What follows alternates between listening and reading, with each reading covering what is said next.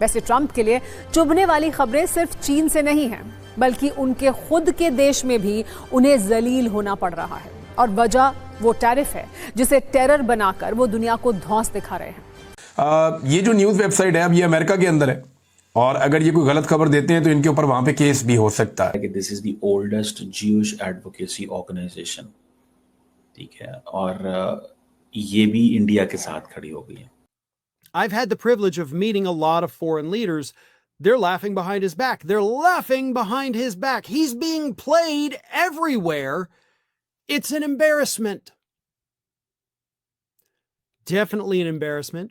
I firmly believe they are in fact laughing because we actually have video evidence from his first term, multiple different occasions, once at Buckingham Palace, once at the United Nations, where world leaders literally laughed at him.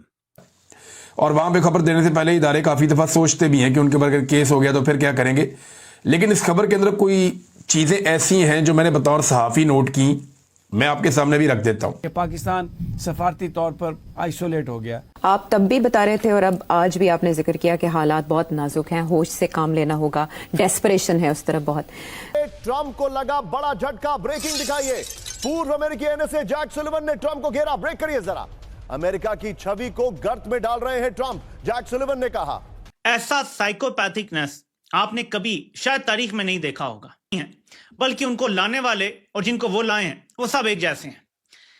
ये order देख के तो मेरे तमाम 14 तबक रोशन हो गए हैं, बल्कि 28 तबक रोशन हो गए हैं। इंडिया ने ओपनली बोल दिया कि हमारा एक ही दोस्त है, वो रशिया है। अमेरिका नाराज हो, अमेरिका भाड़ में जाए, हमें अब कोई परवाह नहीं है। तो अमेरिका का जो प्रोग्राम इस वक्त जो है ना डेफिनेटली मैं यही तो कह रहा हूँ ना कि वहाँ पे इंडियंस में अमेरिकन का बहुत ज्यादा बिजनेस है। उन्होंने उस चीज को जरा परवाह नहीं की है कि यार अगर हम इस चीज को एक्सेप्ट करते हैं तो हमारे इस बंदे ने इंडिया के अंदर, अमेरिका के अंदर इंडियंस का बहुत बड़ा बिजनेस है, बहुत बड़ा बिजनेस है। और अमेरिका के इंडिया में है, जैसे मैंने आपको बताया इस टाइम हमारे एप्पल्स जो हम यूज कर रहे हैं वो अमेरिकन ब्रांड है, एप्पल ब्रांड है, तो वो इंडिया में मैन्युफैक्चर हो रहा है। पहले चाइना में हो रहा था, अब इंडिया में हो रहा है। उन्होंने इस चीज की भी परवाह नहीं की कि अगर यार हमारे मुल्क से ये सरमाया चला जाता है हम डाउन चले जाएंगे।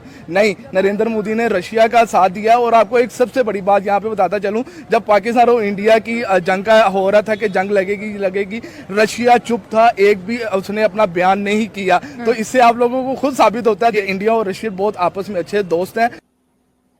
अमेरिकन ज्यूइश कमेटी, इसको जरा समझें।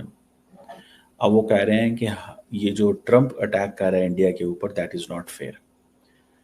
इंडिया जो है वो कह रहे हैं कि रिस्पॉन्सिबल नहीं है of the put and war crimes. India is a sister democracy और हमारे लिए बड़ा इंपॉर्टेंट स्ट्रेटेजिक पार्टनर है। एरिना में तो नेचुरली फीलिंग्स काफ़ी हाई हैं, पर इसका मतलब ये नहीं है कि डोमेस्टिक में वो बहुत अच्छा कर रहे हैं। डोमेस्टिक सिनारियो भी उनके लिए ख़राब होता जा रहा है। आपने सुना होगा कि अभी एक कोर्ट ने एक डिसीजन दिया है, 7-4 जजेस ने बोला है कि ट्रंप की जो टैरिफ पॉलिसी है वो it is illegal, they have said. Now what is he going to do now? देखिए आमना, जिस तरीके से हिंदुस्तान का जिक्र किया आपने, पिछली एससीओ कॉन्फ्रेंस में मोदी साहब नहीं गए थे, इस दफ़ा गए हैं। शायद प्रेसिडेंट ट्रंप की तरफ से जो मुश्किलात का सामना करना पड़ रहा है टैरिफ के मसले पे, आज बड़ी लंबी चौड़ी न्यूयॉर्क टाइम की स्टोरी भी है जिसमें बड़ा कुछ कहा गया है कि क्या पोजीशन है इस वक्त प्रेसिडेंट ट्रंप की और किस तरीके से दोनों मुल्कों के ताल्लुकात ख़राब होने जा रहे हैं या हो रहे हैं। देखें, इस कॉन्फ्रेंस में तो बड़ी बात जिसका आपने जिक्र किया अभी। दूसरी जानिब अगर हम अपने वज़ीर-ए-आज़म शहबाज शरीफ साहब को देखते हैं तो वो भी ये जो सफारती हमाकते हैं इनमें किसी से पीछे नज़र नहीं आते। हमने देखा कि जिस वक्त पुतिन जा रहे थे तो जिस तरीके से शहबाज शरीफ साहब लाइन को तोड़ के आके उनसे मिले, किसी और रहनुमा ने ऐसा नहीं किया। फिर हमने ये देखा कि जिस अंदाज में वो दूसरे रहनुमाओं के साथ बातें कर रहे हैं, कहके लगा रहे हैं, कहीं पर भी उनके चेहरे पर ये रंज या गम नज़र नहीं आ रहा कि उनका मुल्क सैलाब में डूबा हुआ है।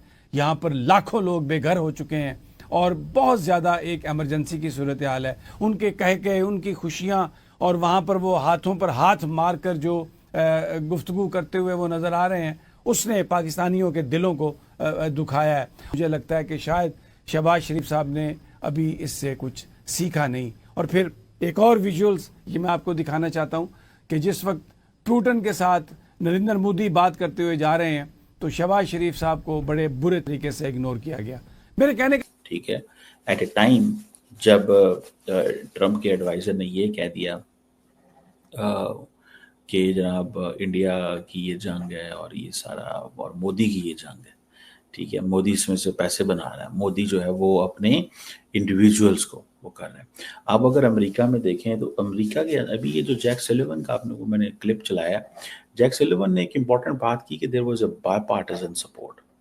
A bipartisan support means कि with the Republicans, Democrats, they're together, they're supporting, India forever. और उसकी भी एक तारीख है, ठीक है जी। इसमें ये याद रखें, ये एक चीज़ जो है ना वो है।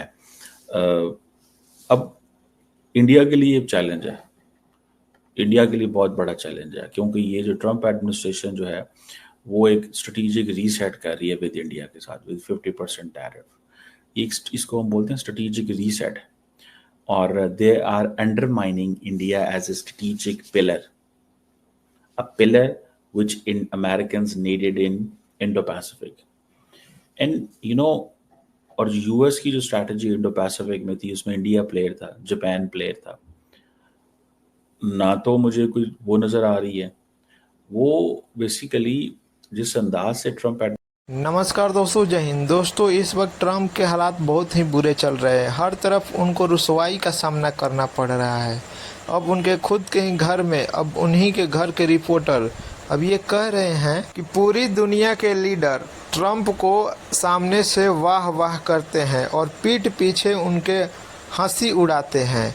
ये हमारे लिए बहुत ही निंदनीय और शर्मनाक है। दोस्तों उन्होंने तो इसे इंग्लिश में कहा, जब हम ये सुनते हैं तो हमारे लिए एम्बैरेसिंग सिचुएशन होता है, लेकिन हमारा काम है जर्नलिज्म करना और ये सब बातें हम लोगों को सुनने को मिलती है। साथ ही अपने देश के लिए भी यह दुख होकर सुनना पड़ता है कि किस तरह का नेता अब हमारे अमेरिका को चला रहा है, जो खुद का अपना सम्मान नहीं करा सकता, वो देश के लिए क्या करेगा। दोस्तों वीडियो पसंद आए तो वीडियो को लाइक करें, शेयर करें और चैनल को भी सब्सक्राइब करें। एडमिनिस्ट्रेशन इस वक्त इंगेज कर रही है चीज़ों को, दैट इज़ वेरी इंटरेस्टिंग। वो समझते हैं कि हमें यहीं से बैठ के सारे फैसले कर लेने चाहिए, ठीक है, ये हमें यहीं से बैठ के सारी चीज़ें जो हैं वो करनी चाहिए। That's what I see, that's what I find, मुझे ये नज़र आ रहा है, ठीक है। इंडिया जो है वो एक इम्पॉर्टेंट पार्टनर है अमेरिका का ग्लोबल टेक्नोलॉजी में, डिफेंस इकोसिस्टम में, बहुत सारी चीज़ों के अंदर, लेकिन वो सारी की सारी चीज़ जो है वो उड़ गई।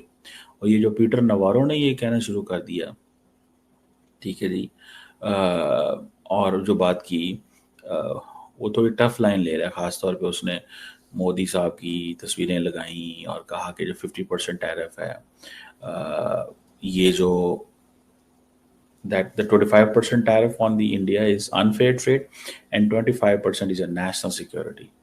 ये एक डायरेक्ट रिस्पॉन्स है। सो इंडियंस के हवाले से वो ये कह रहे हैं कि जो आपके साथ हमारे ताल्लुकात ख़राब हैं,